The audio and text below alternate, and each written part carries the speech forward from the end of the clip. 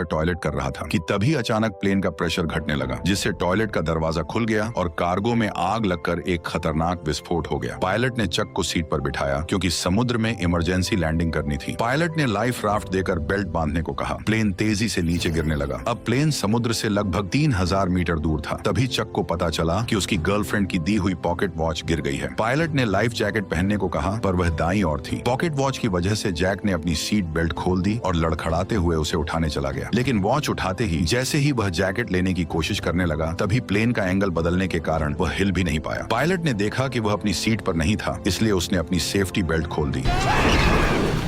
तेज झटकों से पायलट बुरी तरह घायल हो गया। पायलट ने प्लेन को समुद्र की सतह पर धीमी गति से टच कराया, लेकिन गलत लैंडिंग से पानी केबिन में भर गया। सेफ्टी बेल्ट न बंधे होने की वजह से चक की जान बच गई। तभी अचानक प्लेन का ऊपरी हिस्सा फट पड़ा और समुद्र का पानी प्लेन के अंदर भरने लगा। लेकिन किस्मत से चक के हाथ में इन्फ्लेटेबल राफ्ट था, पर जैसे ही उसने उसे खोला, तभी अचानक राफ्ट से जुड़ा हुआ हिस्सा प्लेन में फंस गया। डूबता हुआ एरोप्लेन चक को राफ्ट के साथ नीचे खींचने लगा, पर चक की किस्मत अच्छी थी क्योंकि राफ्ट से जुड़ी हुई रस्सी अचानक टूट गई और इस तरह लाइफ राफ्ट ने उसे खींचते हुए मौत के मुंह से बाहर निकाल लिया। आखिरकार चक सही सलामत समुद्र की सतह तक पहुंच गया। उसने अपनी पूरी ताकत लगाकर राफ्ट पर चढ़ने की कोशिश की और मरते दम तक राफ्ट के किनारे को कसकर पकड़े रहा, लेकिन वह धीरे धीरे उस इंजन की ओर बहने लगा जो अभी भी चल रहा था। पीछे खतरा देखकर उसने तुरंत आंखें बंद कर ली। तभी इंजन में आग लग गई और विस्फोट की लहर ने उसे उछालकर फिर से समुद्र में गिरा दिया। पूरा प्लेन एक जोरदार ब्लास्ट के साथ धीरे धीरे समुद्र में डूब गया, लेकिन खतरा अभी टला नहीं था। चक को न केवल समुद्र की तेज आंधी तूफान का सामना करना पड़ा, बल्कि एक के बाद एक उठती विशाल लहरों को भी झेलना पड़ा। वह बस लाइफ राफ्ट की रस्सी को कसकर पकड़े रहा। इसी तरह पता नहीं कितनी देर बीत गई और अचानक लाइफ राफ्ट की हवा निकल गई। तेज चट्टानों ने उसे फाड़ दिया। इसका मतलब था कि वह आखिरकार किनारे पर पहुंच गया था। वो अपनी आखिरी ताकत जुटाकर लाइफ राफ्ट को घसीटते हुए किनारे तक लाया। अगली सुबह जब धूप उसके चेहरे पर पड़ी, तब उसे महसूस हुआ कि वह जिंदा है और छोटे से आइलैंड पर बहकर आ गया है। लेकिन मौत के मुंह से बच निकलने के बाद भी उसे कोई राहत नहीं मिली, क्योंकि वह नहीं जानता था कि इस अनजान जगह पर उसे कौन कौन सी खतरनाक चीजों का सामना करना पड़ेगा। वह चलते चलते प्लेन से बिखरी हुई चीजें उठाता गया और आइलैंड के अंदर अपने ही जैसे लोगों की खोज शुरू कर दी। लेकिन जब उसने चारों ओर नजर डाली तो उसका स्वागत केवल कभी खत्म न होने वाले सन्नाटे ने किया। इससे यह साफ था कि वो एक ऐसे आइलैंड पर फंस चुका था जो दुनिया के नक्शे पर भी नहीं था।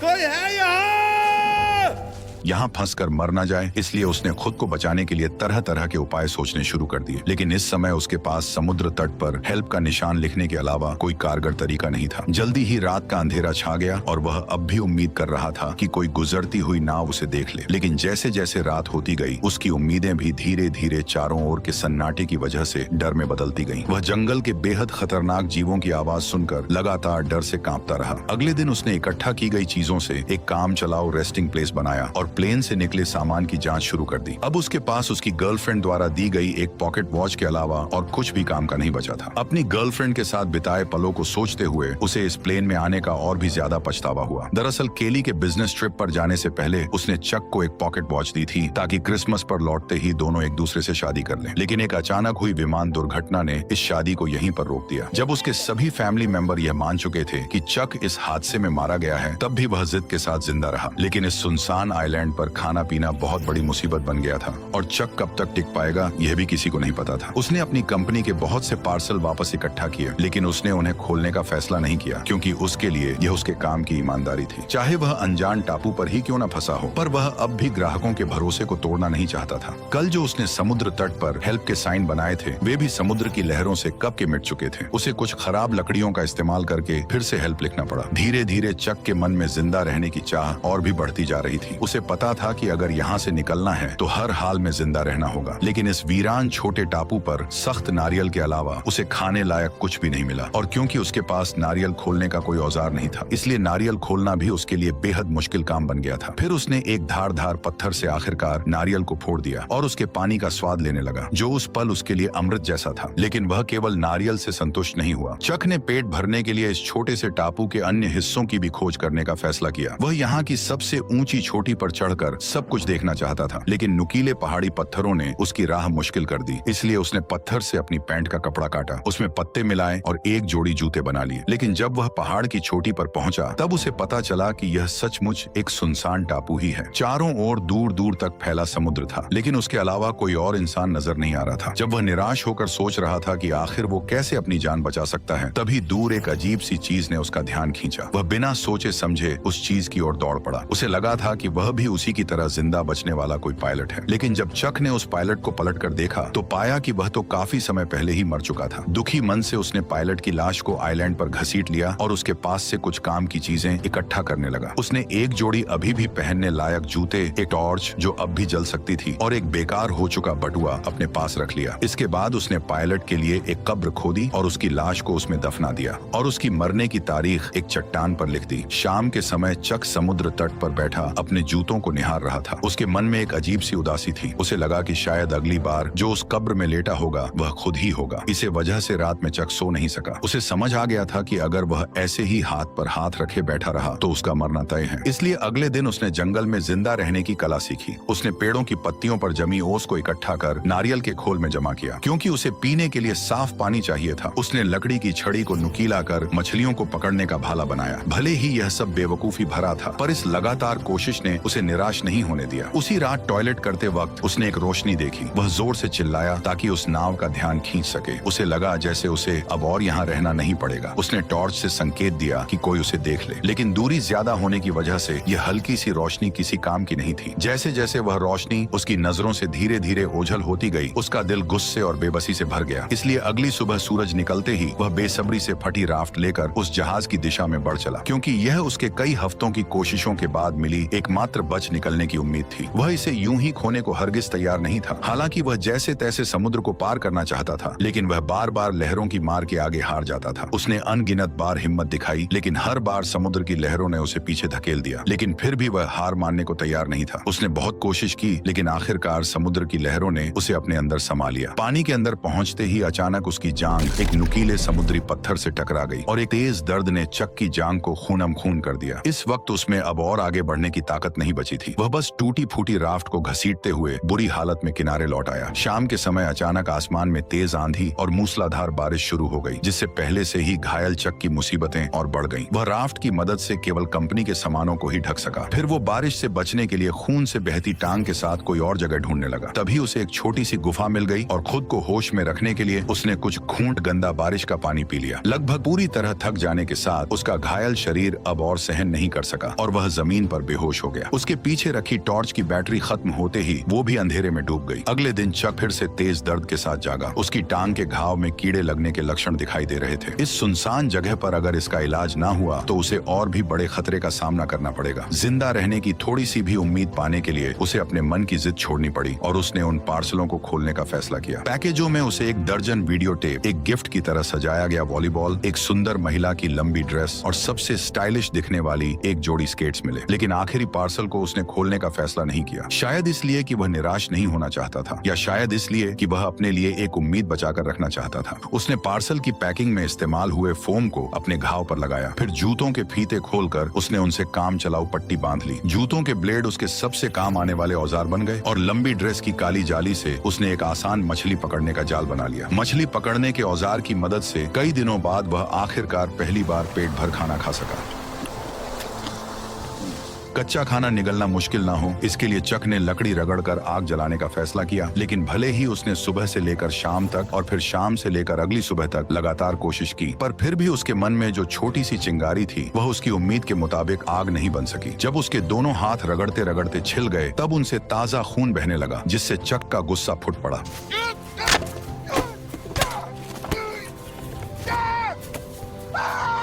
आइलैंड की मुश्किल जिंदगी और पुरानी चोटों ने उसे पूरी तरह तोड़ दिया था। चक ने किनारे बैठकर अपने घावों को पानी से साफ किया और तेज दर्द ने उसे परेशानी का एहसास फिर से करा दिया। अब उसके लिए जिंदा रहना एक ऐसा सवाल था जिससे वह भाग नहीं सकता था। अभी अभी गुस्से में फेंकी गई वॉलीबॉल उसके पैरों के पास पड़ी थी, जिस पर उसकी ताजा लाल हथेली की छाप बहुत ही चमकदार दिख रही थी। तभी उसके दिमाग में एक अजीब ख्याल आया। उसने अपनी लार से हथेली के निशान पर 2 आंखें और ऊपर हल्की सी मुस्कान बना दी। अब वह वॉलीबॉल एक इंसान के चेहरे जैसी लगने लगी थी। शायद बहुत ज्यादा अकेले रहने के कारण उसने तय किया कि वो इस चेहरे को अपना दोस्त बना लेगा। उसने वॉलीबॉल का नाम विल्सन रखा और उसे अपने पास रख लिया ताकि वह उसकी जिंदगी में उसका साथ दे सके। यह दृश्य थोड़ा अजीब जरूर था, लेकिन कम से कम उसे अकेला होना महसूस नहीं हुआ। विल्सन की निगरानी में चक को जैसे फिर से पूरी ताकत मिल गई। जैसे जैसे वह तेजी से लकड़ी को घिसता गया, लकड़ी के टुकड़ों के बीच सचमुच चिंगारी निकल आई। जलती आग को देखकर चक बहुत खुश हो गया, जैसे उसने कोई बड़ी जंग जीत ली हो। यह आग उसके लिए खाना पकाने की अच्छी स्कीम होने के साथ अपने यहाँ होने का सिग्नल भेजने की भी अच्छी जुगाड़ थी। रात में वह खाते हुए विल्सन से अपनी हालत पर बात करता है। उसकी कैलकुलेशन के हिसाब से वह अब लगभग 4000 मील से भी अधिक दूर निकल आया था। यानी अगर वह चाहे कि कोई उसे ढूंढ ले तो उसके मिलने की संभावना लगभग नामुमकिन थी। लेकिन अब चक के पास कोई रास्ता नहीं था। वह बस खुद को मजबूत कर जिंदा रहने की कोशिश करता रहा। कच्चा खाना खाने और गंदगी से उसके खराब दांत सूजकर इन्फेक्टेड हो गए। आखिरकार असहनीय दर्द के कारण उसने ठान लिया कि वह अपने दांत को निकाल देगा। उसने एक हाथ में स्केट वाली छुरी दांत पर टिकाई और दूसरे हाथ में पत्थर लिया। उसने सोचा कि लंबे दर्द से बेहतर है एक बार का दर्द। फिर उसने जोर से वार कर दिया।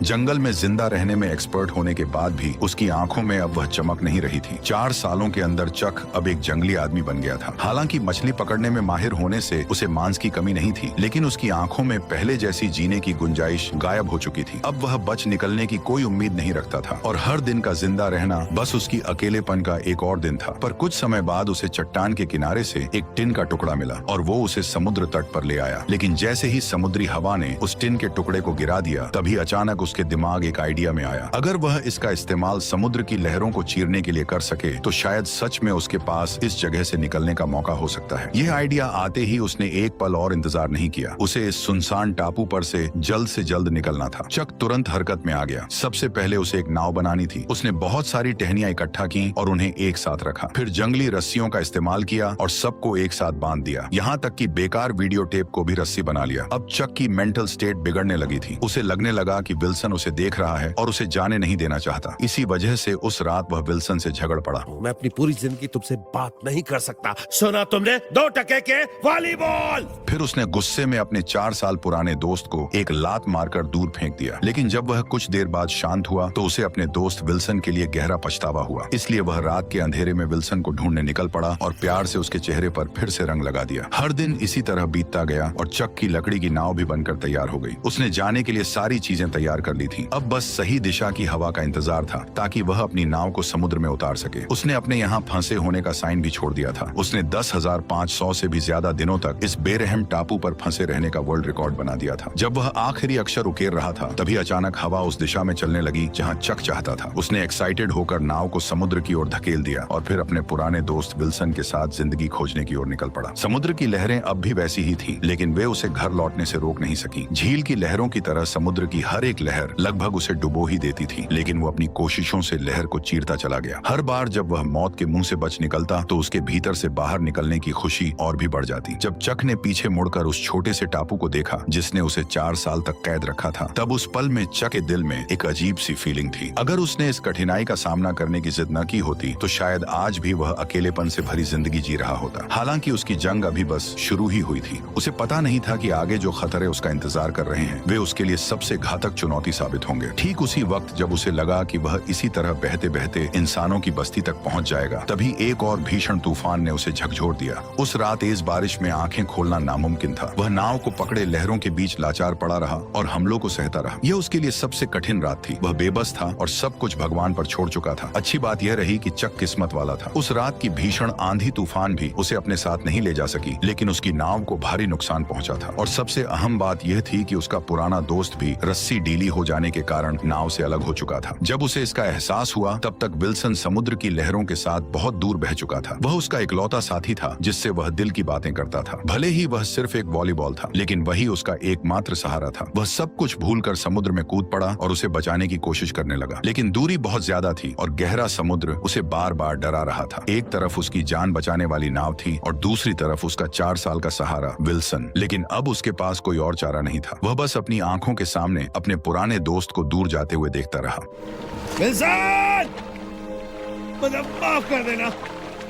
इस तरह उसने अपना इकलौता दोस्त खो दिया और एक बार फिर अकेलापन और बेबसी ने उसे पूरी तरह घेर लिया। लगभग पूरी तरह से टूट चुकी लकड़ी की नाव को देखते हुए और चारों ओर फैले समुद्र को निहारते हुए इस पल चक को बहुत अच्छी तरह समझ आ गया कि वह अब कभी भी अपने घर वापस नहीं जा सकेगा। जिस वजह से जो उसके भीतर जीने की इच्छा अभी अभी जगी थी वह पूरी तरह टूट गई। आखिरकार उसने नाव का चप्पू भी फेंक दिया और तय कर लिया कि अब वह बस चुपचाप इंतजार करेगा कि समुद्र जल्द से जल्द उसे निगल जाए। ठीक उसी समय जब चक ने मौत का सामना करने के लिए खुद को तैयार किया, तभी एक ऐसी सीटी की आवाज गूंज उठी जिसे उसने सिर्फ अपने सपनों में ही सुना था। वह उम्मीद खोए हुए अपनी आखिरी ताकत जुटाकर मुड़ा और देखा कि एक विशाल मालवाहक जहाज उसके सामने तैर रहा था। तभी जहाज में मौजूद सभी लोगों ने चक को भी देख लिया और इस तरह कई सालों की कठिनाइयों के बाद चक आखिरकार फिर से प्लेन में बैठकर अपने घर लौट आया। उसकी सही सलामत जिंदा लौट आने की कहानी ने उसे पूरे शहर में मशहूर कर दिया। लेकिन चक को इन सब बातों से कोई फर्क नहीं पड़ता था। वह बस अपनी गर्लफ्रेंड से मिलना चाहता था जिसे उसने 4 साल से नहीं देखा था। लेकिन जब उसकी गर्लफ्रेंड की बजाय एक आदमी दरवाजा खोलकर सामने आया तो वह हैरान रह गया। उस आदमी ने चक से कहा, मैं केली का हस्बैंड हूं, जेरी लवेट। तब उसे पता चला कि जिसे वह याद करता रहा वह अब शादीशुदा थी और एक बच्चे की मां बन चुकी थी। केली का हस्बैंड चक को शांत करते हुए अपनी पत्नी का बचाव कर रहा था। शायद तुम्हें उसे थोड़ा और वक्त देना चाहिए। इतना कहकर वह वहां से चला गया। केली को रोते देख चक को उसकी हालत समझ आ गई। वह समझ गया उसकी कोई गलती नहीं थी। चक भी शायद वही करता। उस रात कंपनी ने स्वागत में समुद्री जानवरों की दावत दी। मेज पर रखी स्वादिष्ट मछलियां और बड़े केकड़े देखकर उस पल चक ने कुछ अजीब महसूस किया। उसके मन में उस आइलैंड की यादें थी क्योंकि टापू पर उबाऊ लगने वाले केकड़े और मछलियां यहाँ लजीज खाना बन गई थी। अगले दिन चक ने उस पार्सल को मंजिल तक पहुंचाया जिसे उसने टापू पर खोला नहीं था और एक थैंक्स लेटर भी दिया। उसने आभार जताया कि इसी पैकेज ने उसकी जान बचाई है। उस अजीब से पार्सल में क्या था जो इतने लंबे समय तक उसका साथी रहा, ये जानने के लिए उसने उसे कभी नहीं खोला। और इस तरह इस शानदार कहानी का अंत हो गया। तो